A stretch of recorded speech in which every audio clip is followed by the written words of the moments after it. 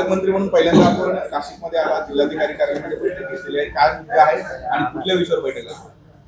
आज पालकमंत्री झाल्यानंतर मी पहिल्यांदाच जिल्हाधिकारी करत आलो आणि बैठक या ठिकाणी घेतलेली. खरं म्हणजे मी सुरुवातीला आधीच माननीय मुख्यमंत्री मोदयांचे आभार मानतो की त्यांनी पुन्हा माझ्यावर नाशिक जिल्ह्याचा पालकमंत्री म्हणून ही जबाबदारी या ठिकाणी दिलेली आहे. आज पहिल्याच दिवशी खरं म्हणजे तर काल डिक्लेरेशन झालं आणि त्यानंतर मी या ठिकाणी आलो. पक्षाची महत्त्वाची बैठक SIRच्या बाबतीमध्ये या ठिकाणी होती आणि त्यानंतर मी तात्काळ जिल्हाधिकारी करत आलो आणि परवा रविवारी सोमवारी त्र्यंबकेश्वरमध्ये ज्या पद्धतीने गर्दी झाली, खरं म्हणजे स्टॅम्पेड होतातच राहिलं असं म्हणायला हरकत नाही. इतकी गर्दी त्या ठिकाणी मंदिराच्या दर्शनाच्या ठिकाणी झालेली होती आणि म्हणून येणाऱ्या सोमवारी पुन्हा रविवारी सोमवारी तशीच गर्दी किंवा त्यापेक्षा जास्त गर्दी त्या ठिकाणी राहील आणि मग तिचं नियोजन काय करावं लागेल, हे टाळता कसं येईल, VIP दर्शनाच्या बाबतीमध्ये सुद्धा काय निर्णय करायचा आणि म्हणून त्या संदर्भात इथे बैठक बोलवली होती. त्र्यंबकेश्वरचे नगराध्यक्ष होते, तिथले CO होते, पोलीस प्रशासन सगळं या ठिकाणी हजर होतं. सगळेच पदाधिकारी या ठिकाणी हजर होते आणि या संदर्भामध्ये VIP दर्शन होतं. आम्ही त्याच्याकडचं बंद केलेलं आहे. रविवारी सोमवारी गर्दीच्या वेळा अजिबात त्या ठिकाणी VIP दर्शन होणार नाही असा निर्णय या ठिकाणी घेण्यात आलेला आहे आणि गर्दीचं नियोजन, पार्किंगचं नियोजन हे सुद्धा या ठिकाणी करावं लागणार. अजून तर कुंभमेळ्याला 1 वर्ष वेळ अवधी आहे. यावेळेला जवळपास 2 लाखाच्या जवळपास भाविक बाहेरून त्या ठिकाणी आलेले होते बाहेरचे आणि म्हणून एवढी तारंबळ उडाली तर मग कुंभमेळ्यात तर कोटीभरी लोक येणार आहेत आणि म्हणून त्याचा अनुभव एक्सपिरियन्स आम्हाला आलेला आहे. काय करावं लागेल, काय करावं लागणार नाही, काय काळजी घ्यावी लागेल. तसं मागच्या कुंभचा अनुभव 12 वर्षापूर्वीचा आपल्याला आहेच. 20 त्यावेळेला कुंभमेळा मंत्री होतो. पण या संदर्भामध्ये काय काय नियोजन करावं लागेल या संदर्भामध्ये आम्ही सविस्तर चर्चा सगळ्या डिपार्टमेंटची, मग ST महामंडळाचे असतील, RTOचे असतील, पोलीस डिपार्टमेंट असेल, प्रशासन, या ठिकाणी नगरपालिका, सगळ्यांचीच बैठक या ठिकाणी बोलवली होती आणि त्यात सगळ्यांच्या अडचणी, स्वच्छतागृह कसे पाहिजेत, पाण्याची व्यवस्था काय केली पाहिजे, सगळ्याच बाबतीमध्ये पार्किंगच्या ठिकाणी लाईटाची काय व्यवस्था करायची या संदर्भामध्ये सविस्तर चर्चा झालेली आहे आणि तशा सूचना सर्व अधिकाऱ्यांना आम्ही या ठिकाणी दिलेल्या आहेत. मला वाटतं पुढच्या वेळेला रविवारी सोमवारी अतिशय सुटसुटीतपणे सगळं दर्शन वगैरे सगळं त्या ठिकाणी होईल, पार्किंगची व्यवस्था होईल अशी व्यवस्था आम्ही या ठिकाणी केलेली आहे. एक प्रामुख्यानं एक समस्या जाणवली जाताना त्या दिवशी नाशिक रोड जो आहे, नाशिक रोड त्याचं रुंदीकरण झालेलं नाही आहे. तोच रस्ता तसाच आहे. त्यामुळे येणाऱ्या कुंभमेळ्यामध्ये ही एक सगळ्यात मोठी अडचण होऊ शकते कारण वाहतूक कोंडी जी आहे ती जवळपास 16 किलोमीटरपर्यंत होती. तर मला वाटतं की आता रस्त्याचं काम सुरू आहे, आपल्याची कल्पना आहे. एका बाजूचं रस्त्याचं काम झालेलं आहे, एका बाजूचं रस्त्याचं काम सुरू आहे आणि त्यामुळे सिंगलच रस्ता सुरू आहे त्या ठिकाणी आणि साहजिक आहे त्यामुळे ही कोंडी होणार आहे वाहतुकीची. पण आता रस्त्याचं काम जेव्हा पूर्ण होईल कारण ते अतिशय गतीने सुरू आहे, आपणही बघतात, मला वाटतं लवकरच ते काम पूर्ण होईल आणि ते काम झाल्यानंतर मग मात्र मला असं वाटतं की कुठेही अडचण येणार नाही. रस्ता रुंदीकरणाचा आहे. रुंदीकरण पूर्वीचा रस्ता आणि आताच्या रस्त्यामध्ये खूप फरक आहे. आपण तो रुंदच केलेला आहे, आपण जरा बघून घ्या आधी किती मीटर होता, आता किती मीटर आहे. पण मला वाटतं तशी अडचण येणार नाही कारण सगळ्यात रहदारीचा मोठा रस्ता हा नाशिक त्र्यंबकेश्वर आहे आणि तसा असेल तर अजूनही आपल्याला तशी अवधी आहे, अजून तशी आपल्याला वेळ आहे. आपण त्या बाबतीमध्ये अजून त्याला वाढवू शकतो. हो, आपण बैठक घेतली. या बैठकीमध्ये अधिकाऱ्यांना विचारलं नाही का, हा अंदाज कसा आला नाही परवाच्या दिवशी? खरं तर गर्दीचा ओघ हा सातत्याने वाढत होता, रस्त्यावर वाहनांना जायला जागा नव्हती, हे गेल्या काही दिवसातून सातत्याने जाणवत होतं. अधिकाऱ्यांचा काय रिप्लाय होता? नाही, इतकी गर्दीला सगळीच वाटलं नव्हतं, म्हणजे कधीच एवढी गर्दी नव्हती. म्हणजे आतापर्यंत कधी एवढी गर्दी, एवढ्या गाड्या कधी नव्हत्या. इतक्या गाड्या त्या ठिकाणी आल्या आणि त्यामुळे ही परिस्थिती उद्भवलेली आहे. अन्यथा सालाबादाप्रमाणे जर ती गर्दी असती तर असं कधी झालंही नसतं. पण अचानक गर्दी एवढी वाढली कारण आता इतका ओढा सध्या लोकांचा वाढत आहे धार्मिक क्षेत्रांकडे. आता पंढरपूरलाही बघा 25 लाख मागच्या वेळी होती, यावेळेला 35 लाख लोक, 10 लाख लोक एकदम वाढून गेले. त्यामुळे इथलाही अंदाज आला नाही, हे खरं आहे. पण या ठिकाणी VIP दर्शन हे जे आपण सिस्टीम सुरू केली आहे त्यामुळे तिथे गोंधळ झाला आणि या ठिकाणी आता कोणीही गेल्यावेळी ज्या पद्धतीने त्या ठिकाणी चुकीच्या मार्गाने दर्शन देण्याची व्यवस्था, पैसे घेऊन त्या ठिकाणी ट्रस्टीनेच घेत असा तो प्रकार केला, या संदर्भामध्ये हा प्रकार होऊ नये या संदर्भात कडक सूचना सर्वांना या ठिकाणी दिलेल्या आहेत. प्रशासनाला, पोलीस प्रशासनाला दिलेल्या आहेत. त्या ठिकाणी ट्रस्टी आहेत, ट्रस्टला सुद्धा आम्ही त्या ठिकाणी अतिशय कडक शब्दामध्ये या ठिकाणी सांगणार आहोत.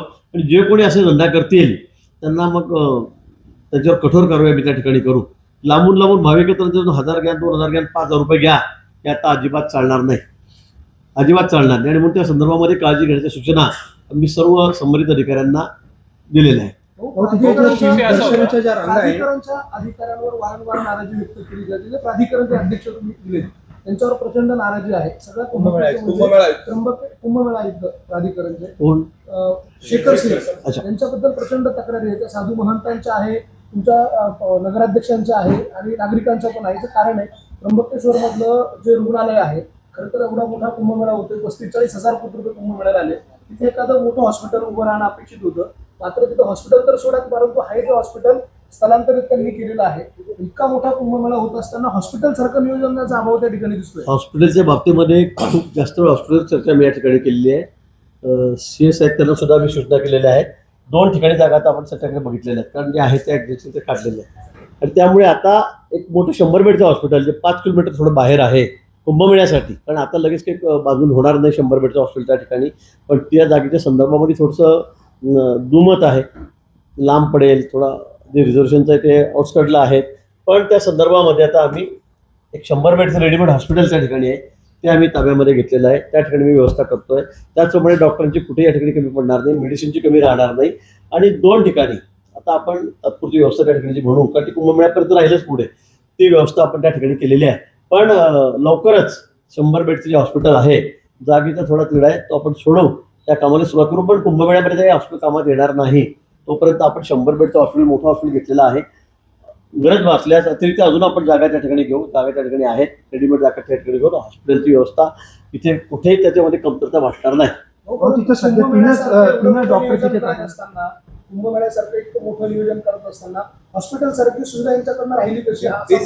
बेसिक आहे, म्हणजे सामान्य माणसाला कळतो असा. आणि प्राधिकरण आपण तिथे अध्यक्ष आहेत त्यांच्याबद्दल आणि आयुक्तांबद्दल त्यांनी तिथे प्लॅन केले, नियोजन केलं, आणि जे जुनं हॉस्पिटल आहे ते त्या पथमध्ये येत आहे, ते काढायचं हे देखील त्यांचं नियोजित होतं. मग काढलेलं हॉस्पिटल तिथेच कुठे शिफ्ट करता, बाहेर करायचं, ते त्या ठिकाणी काढून परत केलं असतं तर त्या ठिकाणी पुन्हा गर्दीचा त्रास झाला असता. आणि म्हणून आपण ते गर्दीने मोकळा श्वास घेताला पाहिजे. सगळ्यात जास्त प्रायोरिटी गर्दीला आहे, कारण गर्दी थांबावी लागणार आहे आपल्याला. त्या ठिकाणी आता आपण जसं इथे नाशिकला सुद्धा आपण सगळं त्या ठिकाणी त्यांना कॉम्पन्सेशन दिलं, लोकांना तिथे जागा घेतल्या, त्या तोडल्यात, तसं हे हॉस्पिटलमध्ये येत होतं. ही वस्तुस्थिती आहे. आणि ते जर काढलं नसतं तर पुन्हा त्या ठिकाणी मग गर्दीचा त्रास खूप झाला असता. आणि यावेळेला भाविक येणारे खूप जास्त संख्येमध्ये 4 पट 5 पट मागच्यापेक्षा आहेत. पण आपण 100 बेडचं सुसज्ज हॉस्पिटल आपण त्या ठिकाणी घेतलेलं आहे. ते बांधलं असतं, थोडा उशीर झाला आहे खरं आहे. आता बांधायला सुरुवात करू, थोडीशी तांत्रिक अडचणी त्याच्यामध्ये आहेत अजूनही. पण मला वाटतं की आता आपण 100 बेडचं सुसज्ज हॉस्पिटल घेतलेलं आहे, त्यामुळे कुंभमेळ्यामध्ये कुठलाही त्रास होणार नाही. अतिरिक्त व्यवस्था करायची असेल तर ती सुद्धा आपण करू, अजून आपण त्या ठिकाणी करू. पण आता तात्पुरत्या स्वरूपामध्ये आपण 2 जागा घेतलेल्या आहेत, त्या ठिकाणी हॉस्पिटल सुरू आहे. डॉक्टरांची संख्या तिथे कमी आहे. त्याच श्रावणामध्ये तुमच्या कुंभमेळा असणार आहे. सर्वाधिक गर्दी ही त्र्यंबकेश्वरकडेच ओढावतात असं पाहिजे. तर त्यावेळेस नाशिकला तेवढ्या पद्धतीने आपण वाईट रस्ते करतो, तेवढं त्र्यंबकला करत नाही होत. तर तिथं हॉस्पिटल पण नसेल आणि बाकी सुविधा असतील तर मोठा किंवा त्या ठिकाणी हॉस्पिटलची पूर्ण व्यवस्था आम्ही करू, त्याच्यामध्ये कुठेही कमी पडणार नाही. मी सांगितलं की 100 बेडचं आपण एकदम रेडीमेड नवीन बिल्डिंगच आपण त्या ठिकाणी घेऊन टाकलेली भाड्याने. आपलं हॉस्पिटल होती तोपर्यंत बिल्डिंग आपल्याकडेच राहील, त्यामुळे तिथे कुठे हॉस्पिटलची कमी राहणार नाही. गरज पडल्या अजून तात्पुरत्या काय जागा असतील, अजून आपल्या कुंभमेळ्याला अजून 9-10 महिने वेळ आहे. आपण जागा उपलब्ध करून घेऊ. जागा त्या ठिकाणी आहेत, इमारती आहेत, तिथे आपण काहीतरी आपण तिथे हॉस्पिटल सुरू करू, तिथे सगळ्या व्यवस्था त्या ठिकाणी करू. सगळ्या मशिनरी ज्या असतील अत्यावश्यक प्रायमरी ज्या लागत आहेत त्या सुद्धा आपण त्या ठिकाणी आणू. तिथे कुठेही आरोग्याच्या बाबतीमध्ये कमी पडणार नाही, हे पुन्हा आपल्याला मी सांगतो. पण परमनंट हॉस्पिटल जे आपल्याला करायचं आहे त्याला अजून 2 वर्ष तरी होता लागतील, कारण हे मोठं हॉस्पिटल आहे. वाटतं ते होईल तेव्हा होईल. पण आता आपण त्याला अनुसरून सगळ्या ज्या पर्यायी व्यवस्था आहेत त्या केलेल्या आहेत. आपण म्हणतोय ते 5 किलोमीटर लांब आहे साधारणतः ते. पण जे अमृतस्नान होणार आहे ते कुशावर्तात होणार आहे, मंदिरात दर्शनासाठी भाविक येतील. तर त्या ठिकाणी जर काही घटना घडली तर तुम्हाला ॲम्ब्युलन्सची मग गावामध्ये आहे ना 2 ठिकाणी आपण पर्यायी व्यवस्था गावामधले केलेलं आहे. पण मोठं हॉस्पिटल जे पाहिजे 100 बेडचं, कारण सगळ्या गावात 100 बेडचं हॉस्पिटल होऊ शकत नाही टेम्पररी. पण एवढ्या बिल्डिंग तिथे मोठ्या नाहीत, तशा व्यवस्था नाही आहे. पण इमर्जन्सीसाठी 2 ठिकाणी अजून एका दुसरी जागा आपण घेऊ. पण हे मेडिकलच्या बाबतीमध्ये आम्ही आरोग्य सेवेच्या बाबतीत कुठेही कमी पडणार नाही. आम्ही डॉक्टरांच्या टीम त्या ठिकाणी तयार करणार आहोत, सगळे ॲम्ब्युलन्स त्या ठिकाणी ठेवणार आहोत. सगळ्या ज्या ज्या व्यवस्था आहेत, आपण एअर ॲम्ब्युलन्सची सुद्धा व्यवस्था आपण त्या ठिकाणी केलेली आहे. आवश्यकता वाचल्यास हेलिकॉप्टर ठेवलेलं आहे तेवढ्यासाठी. पण या संदर्भामध्ये मी पुन्हा सांगेल की या बाबतीमध्ये आम्ही कुठेही कमी राहू देणार नाही. इन्फ्रास्ट्रक्चर कोलॅप्स होऊ शकतं. मोठी गर्दी जर का कुंभमेळ्यात आली त्या ठिकाणी, जसं आज झालं म्हणजे सोमवारी झालं, तसं कुंभमेळ्यात कोलॅप्स होऊ शकतं. आणि त्र्यंबकेश्वरच्या जो गर्दीची कॅपॅसिटी आहे ना 15 ते 20,000 आहे. आता पहिल्या पर्वणीला 50,000 लोक आले होते. अशा पद्धतीने कुंभमेळ्यात जर 50 लाख लोक आले तर मग म्हणजे इथलं काय नियोजन आहे? म्हणजे त्या ठिकाणी फक्त जिथे प्रवेश होता मंदिरावरचा, त्र्यंबकेश्वरांच्या मंदिराचा, त्या ठिकाणीच गर्दी झाली. त्या ठिकाणी ती जे आपण जे VIP दर्शनाचा वाद चाललेला होता, 200 वाले 2,500 वाले सगळे एकत्रित झाले, त्यामुळे हा गोंधळ वाढला. लोकांना समजेल ना आम्हाला जायचं कुठे नेमकं. 250 वाले तिथे आहेत, 2,500 वाले तिथे आहेत. त्यामुळे आता आम्ही सगळं ते बंद केलेलं आहे आणि अतिशय शिस्तीमध्ये बॅरिकेड लावून आता आपण ते दर्शन त्या ठिकाणी करणार आहोत. आणि आपण तो मेडिकलचा विषय त्याच्यामुळे आपल्याला माहिती आहे स्वामी समर्थांचं त्या ठिकाणी मोठी ट्रस्ट त्या ठिकाणी आणि त्यांचं मोठं मेडिकल कॉलेजेस त्या ठिकाणी उभं राहिलेलं आहे. ते सुद्धा आपण त्या ठिकाणी ताब्यात घेणार आहोत. त्यामुळे मोर दॅन सफिशियंट मी तुम्हाला सांगेल की एवढे आपल्याला पॉटची व्यवस्था करता येईल, रुग्णाची व्यवस्था त्या ठिकाणी करता येईल. त्यामुळे आता हे 100 बेडचं श्री स्वामी समर्थ यांचं हॉस्पिटल असेल, तिथल्या सगळ्या व्यवस्था अगदी तशा मोठ्या आहेत. मला वाटतं तिथे कुठे कमी पडणार नाही, कारण ते अजून लागूनच आहे त्र्यंबकेश्वरला. कुंभमेळ्याच्या कामामध्ये रस्त्याच्या कामामध्ये 2270 म्हणजे 2,270 कोटी रुपयाच्या रस्त्याच्या ज्या कामाच्या दर्जाबाबत चौकशीसाठी पत्र दिलं होतं अनिल परबांनी. त्याबाबत समिती जी आहे ती स्थापन करण्यात आली. त्याच्याबाबत काही निर्णय? मला वाटतं कामाच्या दर्जाच्या बाबतीमध्ये कुठेही तडजोड नाही. तुम्ही कोणाला विचारा, त्याच्यामध्ये IIT मुंबईची टीम आहे, टाटाची टीम आहे, 3 लोक त्या ठिकाणी तपासतायत. तुम्हाला काही दिसलं तसं तर तुम्ही आमच्या कानावर टाका की इथे दर्जा खराब आहे, इथे काम खराब होत आहे. पण क्वालिटीच्या बाबतीमध्ये 1% सुद्धा कुठे तडजोड त्या ठिकाणी नाहीये, 1% सुद्धा नाहीये. थर्ड पार्टी इन्स्पेक्शन करून त्या ठिकाणी काम चाललेलं आहे. तुम्ही दर्जाच्या बाबतीमध्ये तुम्हाला जरी वाटलं स्वतः तरी तुम्ही आम्हाला सांगा की असं शासनाचे कक्ष अधिकारी आहेत, त्यांनी पत्र काढलेलं आहे, गोपनीयते पत्र आहे. त्यामध्ये त्यांनी असं म्हटलेलं आहे की नागपूरच्या अधिकाऱ्यांच्या अध्यक्षतेखाली समिती नेमली 4 चांगलं. मग काय वाईट, आमचे अतिशय या बाबतीमध्ये आमची पारदर्शकता आहे, ट्रान्सपरन्सी आहे. कोणी लोकप्रतिनिधी तक्रार केली असेल तर आम्ही चौकशी लावली. तुम्ही सांगा याच्यामध्ये काय कमी जास्त आहे म्हणून. तुम्ही सुद्धा सांगा. मी म्हणतो कोणाची गरज नाही. तुम्ही सुद्धा आता पत्रकार आहात, तुम्ही तेवढे जबाबदार सगळे नागरिक आहात इथले. त्यामुळे तुम्ही सुद्धा आम्हाला दाखवा की ते काम खराब होत आहे म्हणून. तुम्ही आम्हाला सांगा कुठे काम खराब होत असेल तर आम्ही त्याची तात्काळ दखल घेऊ. पण मला वाटतं क्वालिटीच्या बाबतीमध्ये कुठेही तडजोड या ठिकाणी होणार नाही. आपण फेब्रुवारीपासून एक नाराजी आहे. मात्र दुसरीकडे आता या नाराजीसाठी कुंभ भक्ती संगम कार्यक्रम जो आहे तो प्राधिकरणाकडे आयोजित करण्यात आलेला आहे. तरी देखील साधू महंत जे आहे ते त्याच्यावर खुश नाही, मला वाटतं साधू महंत म्हणतं कामं चालू नाहीये, हा अधिकारी तसा आहे, तो अधिकारी तसा आहे, कलेक्टर तसा आहे, आयुक्त तसा आहे, मंत्री असा आहे, तो तसा आहे. मला वाटतं साधू महंतांचं काम काय आहे? हा कुंभमेळा त्यांचाच आहे, हा साधू महंतांचाच कुंभमेळा आहे. त्यांनी ज्या ज्या सोयी सांगितल्या त्या करण्याची जबाबदारी आमची आहे. तुम्ही बघितलं मागच्या वेळेला आम्ही 3,500 कोटी खर्च केले, ते यावेळेला आपला आकडा जवळपास 38-40,000 कोटीपर्यंत चाललेला आहे. आपण 10 पट 12 पट आपण पैसे खर्च या ठिकाणी करतोय. कुठे आम्ही कमी ठेवत नाहीये. त्यांच्या सुख सुविधेच्या मागणीवर त्यांनी जी मागणी केली ती सगळी मुख्यमंत्री मोदींनी लगेच एका शब्दात पूर्ण केलेली आहे.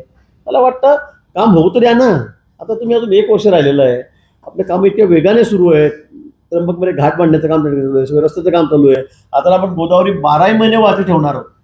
आपण बघितलं असेल 300 कोटी खर्च करून आपण पाणी कुठून आणतोय. आणि म्हणून मला वाटतं की कुठेही कमी त्या ठिकाणी राहणार नाही. त्र्यंबकेश्वरमध्ये सुद्धा सगळ्या सुविधा आम्ही त्या ठिकाणी पुरवणार आहोत, सोयी पुरवणार आहोत.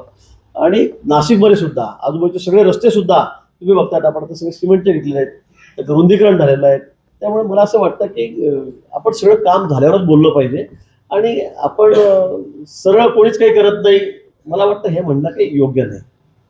संदर्भात आता मीटिंगमध्ये अधिकाऱ्यांनी तुम्हाला सांगितलं की नाशिकच्या त्र्यंबकेश्वरमध्ये कशी भाविकांची फसवणूक होतीये, 2-3 हजार रुपये घेतले जाते. त्यासोबतच आमदार सरोज यांनी सांगितलं की ज्या ट्रस्टींवर आरोप झाले तेच सूचना करत आहेत. याबद्दल नाही, बरोबर आहे. मी त्या बाबतीमध्ये जिल्हाधिकाऱ्यांनी सुद्धा केलेल्या आहेत. उद्या जाऊन त्या ठिकाणी बघा कोण अशा पद्धतीने आहे आणि ज्यांच्यावर आरोप झाले तर त्यांनी जर काही सूचना तरी बोलायलाच नको खरं म्हणजे. आम्ही त्या संदर्भामध्ये त्यांचे जे अध्यक्ष आहेत ते स्वतः जज आहेत, त्यामुळे त्यांच्याशी जिल्हाधिकारी बोलतील. आणि या बाबतीमध्ये खरंच हा विषय अतिशय गंभीर आहे. ज्या पद्धतीने मागच्या दाराने आणून लोकांना दर्शन दिलं जातं, त्याच्याकडून पैसे उकळले जातात, ही बाब कुठेही माफ केली जाणार नाही. ही अतिशय गंभीर बाब आहे, त्याला माफीच नाही आहे. आणि म्हणून मी अतिशय बारकाईने पोलिसांनाही सांगितलेलं आहे की असं जर आपलं निरीक्षण आलं, प्लेन क्लोथमधले माणसं ठेवा, असं जर कोणी निरीक्षण आलं तर त्यांना लगेच ताब्यात घ्या. असं अजिबात चालणार नाही. पैसे घ्यायचे, पैसे हजार रुपये लाखो रुपये उकळायचे लोकांजवळून आणि त्यांना दर्शन द्यायचं. मला वाटतं अशा त्र्यंबकेश्वर सारख्या किंवा कुठेही अशा धार्मिक स्थळी हे अपेक्षित नाही. आणि त्यामुळे याच्यामध्ये कोणाची हयगय केली जाणार नाही. पालकमंत्री झाल्यानंतर आता डीपीडीसीची बैठक घेत आहे. एवढा मोठा बॅकलॉग कसं करतात? नाही, डीपीडीसीची बैठक म्हणते की आमची काही फार रेग्युलर बैठक नाही आहे, पण मला वाटतं काही गोष्टी प्रलंबित आहेत, त्या बाबतीमध्ये आम्ही आता चर्चा करणार आहोत. लवकरच एक बैठक लावून पण त्या संदर्भामध्ये सगळ्या आमदारांना, खासदारांना त्यांना बोलावं लागतं. तर त्यावेळेला एक लवकरच पण आपण ती बैठक घेऊ. चर्चा फक्त त्या ठिकाणी आहे. भाऊ, मागच्या वेळेस कुंभमेळा मंत्री बरोबर पालकमंत्रीपद आपल्याकडे होतं, त्यानंतर 2-3 वेगवेगळे पालकमंत्री आले. त्यावेळेसची कुठली राहिलेली कामं होती ती आता तुम्हाला संधी मिळालेली आहे, ती मी प्राधान्यक्रमाने पूर्ण करणार? नाही, कोणती कामं राहिली नाही. आम्ही सगळीच कामं घेतलेली आहेत. आता तर नाशिकमधले अंतर्गत रस्ते होते, 1000-1200 कोटी त्याला लागत आहेत. आम्ही माननीय मुख्यमंत्री महोदयांना आग्रह केला आहे की नाशिक शहरातले अंतर्गत जे रस्ते आहेत, जे डांबरी आहेत, मला वाटतं तिथे खड्डे खूप झालेले आहेत, तिथे काही पाईपलाईन खोदल्या गेलेल्या आहेत, काही युटिलिटी टाकल्या गेलेल्या आहेत, त्यामुळे ते खराब झालेले आहेत. त्यालाही पैसे द्या. मुख्यमंत्री महोदयांनी त्यालाही संमती दिलेली आहे. ते काम आम्ही तात्काळ करणार आहोत. पण मी तुम्हाला पुन्हा सांगेन की नाशिककरांना आमचं वचन आहे, मुख्यमंत्र्याचंही आहे, आमच्या सरकारचंही आहे, उपमुख्यमंत्री महोदयांचं आहे आणि पालकमंत्री म्हणून मी ही जबाबदारी स्वीकारलेली आहे. नाशिक शहराचा सगळा चेहरामोहर आम्ही बदलणार आहोत. नाशिक शहर हे राज्यातलं सगळ्यात सुंदर शहर, मी तर म्हणेल जसं इंदोर देशामधलं सगळ्यात सुंदर शहर आहे, त्याच्या कॉम्पिटिशनमध्ये आम्हाला उतरायचं आहे. पुन्हा शब्द देतो नाशिककरांना आपल्या माध्यमातून की आम्ही याच्यामध्ये कुठेही कमी पडणार नाही. रात्रंदिवस मेहनत करू. सुदैवाने कुंभमेळ्याच्या माध्यमातून आपल्याकडे खूप मोठा निधी या ठिकाणी आलेला आहे आणि नाशिक शहराचं एक नावलौकिक वेगळाच आहे, आपल्याला कल्पना आहे. आणि म्हणून मला असं वाटतं की एक चांगली संधी या ठिकाणी आलेली आहे की नुसती कुंभमेळा झाला आणि संपला असं नाही, तर पुढचे अनेक वर्ष नाशिकला खरं म्हणजे कुंभमेळा वरदान ठरेल असंच काम आम्ही या ठिकाणी करू. यामुळे मग पर्यटन या ठिकाणी वाढणार आहे, त्या ठिकाणचे उद्योगधंदे वाढणार आहे, व्यापार वाढणार आहे, खूप मोठा फुटबॉल या ठिकाणचा वाढणार आहे. आणि मला वाटतं त्यामुळे इथे एक अर्थव्यवस्थेला त्याच्यामुळे बळकटी मिळणार आहे. रिंग रोडमुळे, बाह्य रिंग रोडमुळे तर नाशिकचं सगळं चित्रच पालटणार आहे. कारण हा अतिशय आवश्यक रस्ता आपण बघितलं असेल. डावा कालवा, उजवा कालवा आहे, त्या ठिकाणी सुद्धा आता आम्ही त्याला बंद करतोय आणि त्याच्यावरच सडक काढतोय, रस्ता काढतो मधोमध नाशिकच्या. म्हणजे ट्रॅफिकचा केवढा मोठा वाहतुकीचा प्रश्न यामुळे मिटणार आहे याची कल्पना आपल्याला असेल. जवळपास 500 कोटी रुपयाचा होता टेंडर 2-4-5 दिवसामध्ये त्या ठिकाणी निघेल. आणि हा जो कॅनल होता की त्याला घाणीचं स्वरूप होतं, नुसतं तिथून पाणी तरी जात नाही, पण हा शहरातून गेलाय मधोमध आणि त्यामुळे त्याला सुद्धा बंद करत नाही आम्ही, तर त्याला बॉक्स टाकतोय. बाहेरची कंपनी आहे, बाहेर देशाची कंपनी आहे, ती येऊन रेडीमेड लगेच फटाफटी कन्सेप्ट त्यांची आहे बाहेर देशात, पण ते आणून त्या ठिकाणी आम्ही बॉक्समधून पाणी जाईल त्याच कॅपॅसिटीने, पण वरतून सगळं बंद राहील, कॉन्क्रीटचं राहील. त्याच्यामध्ये अतिशय 4 पदरी रस्ता त्या ठिकाणी तयार होईल आणि वाहतूक त्याच्यामुळे खूप मोठी सुरळीत होणार आहे. म्हणजे कुठल्याही बाबतीमध्ये काटकसर आम्ही या ठिकाणी केली नाही. नाशिक शहर सुंदर असलं पाहिजे, स्वच्छ असलं पाहिजे, सुरक्षित असलं पाहिजे. 4-4.5 हजार कॅमेरा पण या ठिकाणी लावतो आहोत. सगळ्या युटिलिटी 9 युटिलिटी रस्त्याच्या खाली आपण टाकलेल्या आहेत. त्यामुळे खरंच मी पुन्हा आपल्याला सांगेल, झाडं सुद्धा आम्ही तेवढीच लावतो आहोत. अतिशय हरित नाशिक आम्हाला करायचं आहे आणि म्हणून नाशिक शहर हे सगळ्यात सुंदर शहर करण्याचं स्वप्न आपलं आहे आणि याच्यामध्ये सगळ्या नाशिककरांचा सहभाग हा आवश्यक आहे. त्यांना सोबत घेऊन, नाशिकात नुसतं शासन प्रशासन नाही तर नाशिककरांना, प्रत्येक नाशिककराला सोबत घेऊन आम्ही हे काम करणार आहोत. अडचण निर्माण झाली आहे. साधुग्रामचा भूसंपादनाला किंवा तिकडची जागा हे करायला स्टे मिळालेला आहे. एक मोठं आव्हान प्रशासनाचं आणि सिंहस्थाच्या समोर. तोही प्रश्न लवकर सुटेल, त्याला कुठेही अडचण येणार नाही. काही तपोवनामधला विषय आहे साधूंच्या निवासाचा, तो सुद्धा प्रश्न सुटेल, फार अडचण येणार नाही. काय जे काय न्यायप्रविष्ट विषय असतील तेही लवकर सुटेल. आम्ही न्यायालयाला, माननीय न्यायालयाला सुद्धा आम्ही विनंती करू. कुंभमेळा होणं क्रमप्राप्त आहे, गर्दी या ठिकाणी मोठी राहणार आहे आणि लवकर हिअरिंग लावून या बाबतीमध्ये सुद्धा लवकर निर्णय त्या ठिकाणी होईल. कुठली अडचण मला असं वाटतं कुंभमेळ्यामध्ये येणार नाही. आता ही जे अतिरिक्त जागांचा विषय भाऊ, 1000 एकरचा, तर 1000 एकरचा जो भूसंपादनाचा विषय आपल्या प्रशासनाकडनं दिरंगाई करण्यात आली म्हणून ते लोक आज कोर्टामध्ये गेले, नाही तर मग ते वाटाघाटी करायला तयार होते. मला असं वाटतं की कुठलंही म्हणजे अडचण कुठल्याही कामामध्ये येणार नाही. शेतकऱ्यांची आम्हाला काळजी आहे. माननीय मुख्यमंत्री महोदयांकडे त्या संदर्भामध्ये बैठक झाली. आज सुद्धा माननीय बावनकुळे साहेबांनी या संदर्भात सगळ्या अधिकाऱ्यांना घेऊन आम्ही या ठिकाणी बैठक केलेली आहे. उद्या 11 वाजेपर्यंत सगळा निर्णय त्या ठिकाणी देत आहेत. मला वाटतं चर्चांचे सगळे प्रश्न सोडत असतात आणि मला नाही वाटत की कुठलाही प्रश्न या ठिकाणी बाकी राहील. सगळ्यांना आम्ही न्याय देऊ, शेतकऱ्यांवर अन्याय या ठिकाणी होऊ देणार नाही. तशी परिस्थिती झाडांची पण निर्माण झाली होती. हं? जी परिस्थिती आज साधुग्रामची स्टे मिळालेला आहे कामावर करू नये. तसंच झाडांच्या बाबतीत झालं की झाडांच्या बाबतीत लवकर कारवाई झाली नाही म्हणून आज स्टे आहे. अनेक झाडं रस्त्यात तसेच आहेत. रस्ते शेवटी आता बाजूनी आपल्याला आहे त्या परिस्थितीत करावे लागतात. तर म्हणजे मला सगळ्यात खूप मोठा प्रश्न झाडांचा या ठिकाणी शहरामध्ये मला वाटतं आपल्या नाशिक शहरामध्ये जेवढी झाडं मधोमध आहेत तेवढी कुठल्या शहरामध्ये कुठे नाही आहे. आणि जेवढे ॲक्सिडंट शेकड्यात जे मृत्युमुखी आमचे तरुण पडलेत, युवक असतील, युवती असतील किंवा जे असतील ते पडले तेवढे कुठेही पडलेले नसतील. अगदी मध्यभागी झाडं आहेत, मोठे मोठे वटवृक्ष आहेत आणि लोक रात्री जाऊन त्याला धडकत आहेत. मला वाटतं ही झाडं तरी काढले पाहिजे. वृक्षप्रेमींना मी पुन्हा सांगेल, त्यांनाही विनंती करेल. आणि आम्ही झाडं किती लावतोय तुम्ही बघतात, आम्ही लाखामध्ये झाडं लावतो या ठिकाणी, लाखामध्ये. आणि मग 200-400 झाडं काढली तर त्याला अडचण काय मला समजत नाही. तुमचं वृक्षप्रेम आहे, पर्यावरणप्रेम आहे, आमचं हे तुमचं हे सगळं नाशिकरांचं आहे. पण ज्यामुळे शेकडो जीव जात आहेत वर्षाला, तर मला वाटतं त्या बाबतीमध्ये आपण निर्णय थोडा गांभीर्याने घेतला पाहिजे. आता ती झाडं काढणं किती आवश्यक आहे याची सगळ्या नाशिकरांना कल्पना आहे. कारण ज्याचं मूल जातं बिचाराचं त्यालाच कळतं. बाकी लोकांना आपल्याला वाटतं की नाही झाडं कसं काय काढताय. आणि मग ते सुद्धा बिचार समोरून सांगितलं नाही की बाबा झाडं काढा, आमच्या घरातला आमचा दिवा गेला, एकूण त्यात मुलगा गेला, मुलगी गेली, वडील गेले. पण मला वाटतं या संदर्भामध्ये फार काय बोला आता मला समजत नाही. पण निर्णय होणं हे आवश्यक आहे. जी खरोखर अडचणीची झाडं आहेत ती काढली गेली पाहिजे.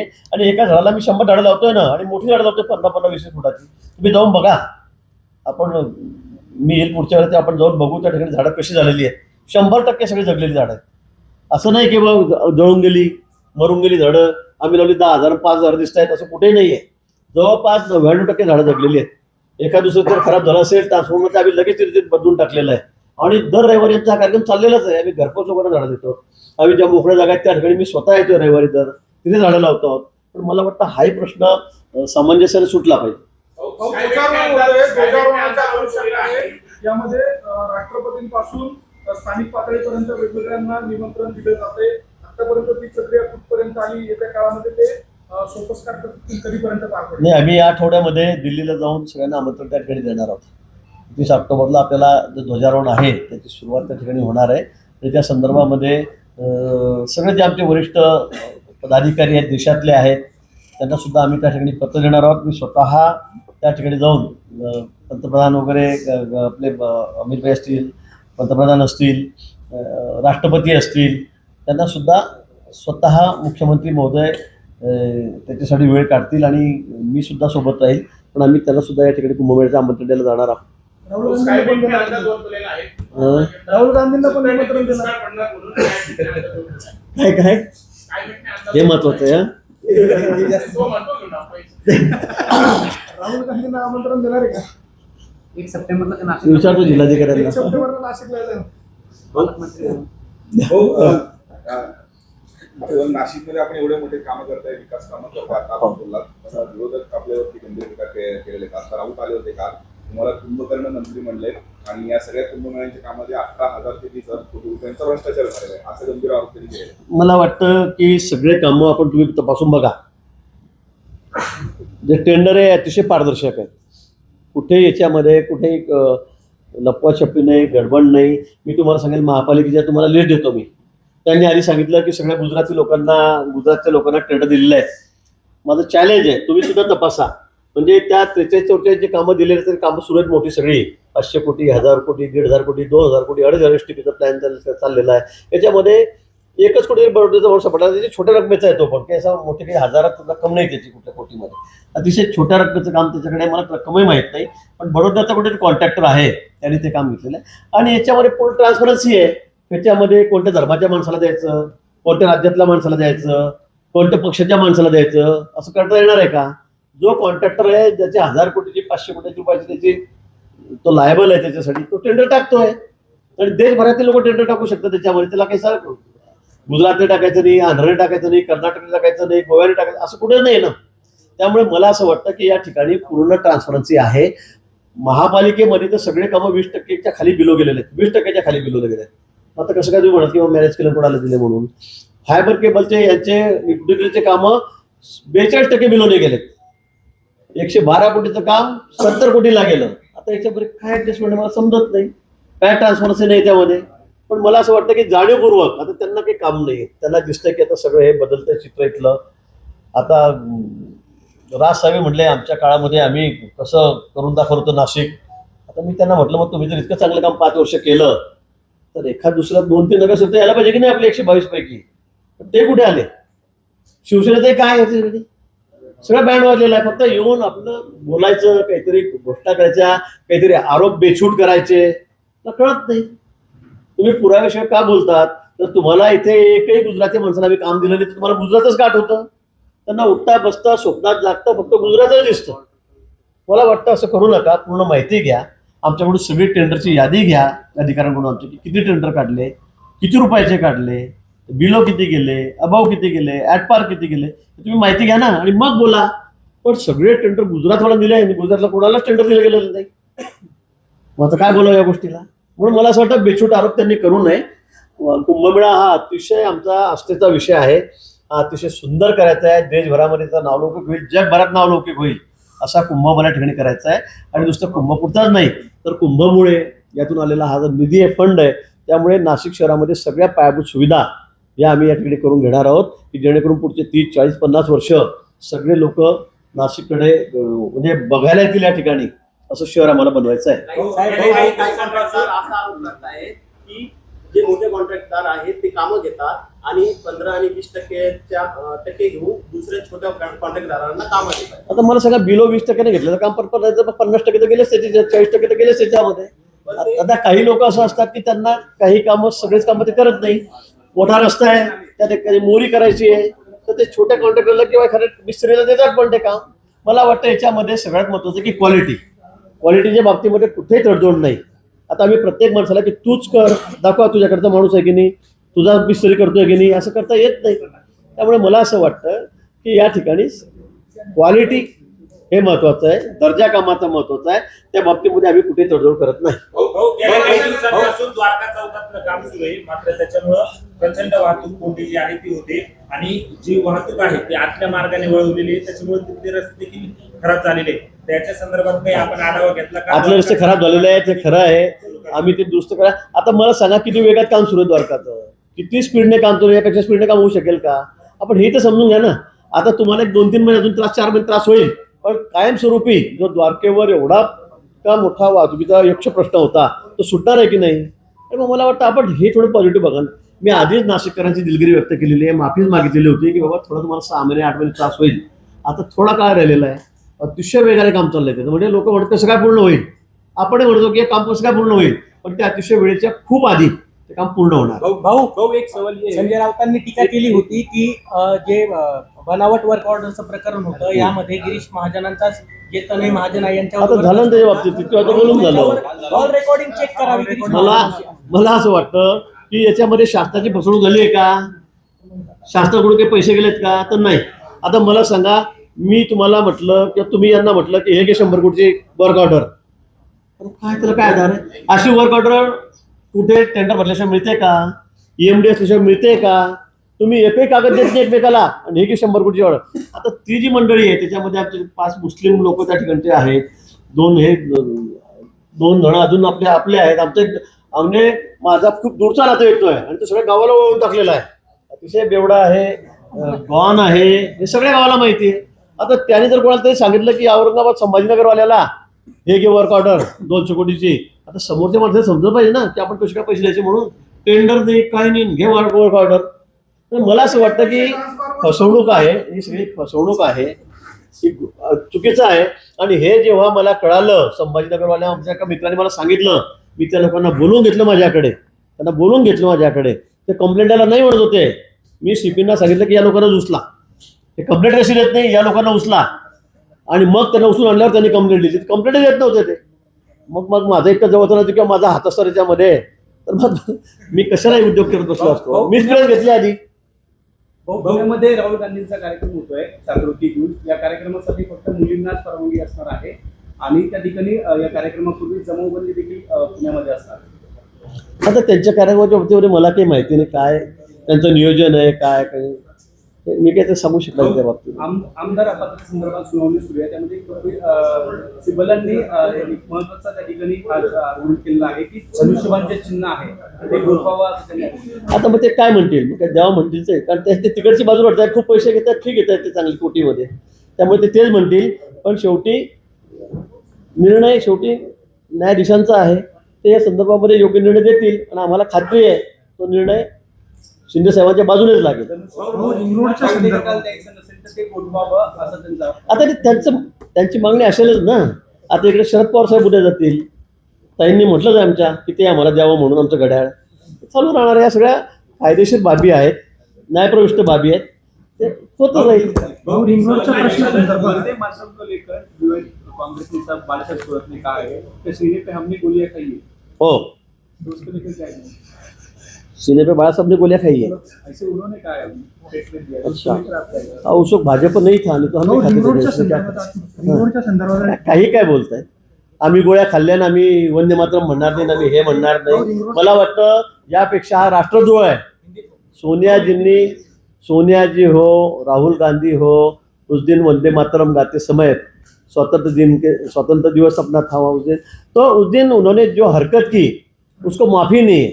मैं तो बोलता हूँ राष्ट्रद्रोह है कि वंदे मातरम जो राष्ट्रगान हमारा है उस वक्त सोनिया जी जिस तरह से सब उनकी एक्टिविटी चल रही थी कैसे क्या चल रहा है रोक दो इतना कैसे क्या होगा.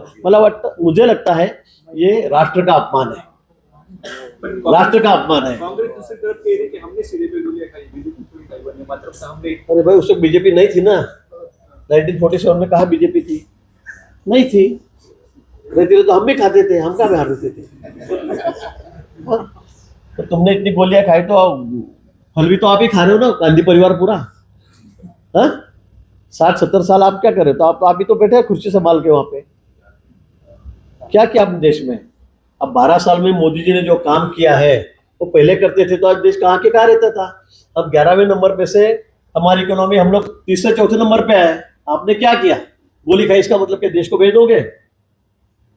हाँ ऐसे थोड़ी होता है. रिंगरोडच्या संदर्भामध्ये एक महत्वपूर्ण बैठक झाली बावनकुळे. हाँ? काय निर्णय होत आला रिंगरोडच्या नाही संदर्भात त्या संदर्भामध्ये त्यांनी सगळ्या गोष्टी ऐकून घेतलेल्या आहेत. शेतकऱ्यांना अतिवृष्टीच्या बाबतीमध्ये भाव रेटच्या बाबतीमध्ये सगळं आम्ही त्यांना सांगितलेलं आहे आणि त्या संदर्भामध्ये त्यांचे सगळे अधिकारी सोबत बसलेले होते. उच्च पदस्थ अधिकारी होते सेक्रेटरी होते आणि ते उद्यापर्यंत आम्हाला या संदर्भामध्ये 12 वाजेपर्यंत 11 वाजेपर्यंत निर्णय देणार. थँक्यू. सर बस बस.